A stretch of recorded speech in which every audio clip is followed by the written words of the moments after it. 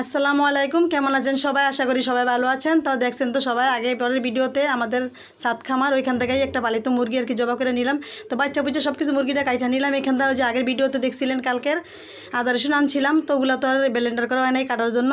তো আজকে সময় পাইছি স্কুল থেকে ছেলেরা নিয়ে আইসা পরে কাইটা কুইটা নিলাম সব কিছু, আদা রসুন সব কিছু কাইটা ধুয়া আর কি ব্লেন্ড করে নিলাম মাসের জন্য।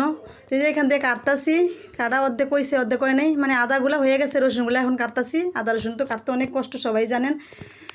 আর এখান থেকে যে কাইটা ধুয়ে দেওয়া নিছি, তো এখন ব্লেন্ডার করে নেই, দেখতেই তো পারছেন ব্লেন্ডার করতেছি। তো আমার ব্লেন্ডার করা শেষ, এখন বক্সে ভরে নিতেছি। তো বক্সে ভরার পর আর কি ডিফে রেখে দিব যে কদিন যায় আর কি। তো এখন এই যে বক্সে ভরতাছি সব কিছু। তো আজকের মতো এই পর্যন্তই, সবাই ভালো থাকেন, সুস্থ থাকেন, আল্লাহ হাফেজ।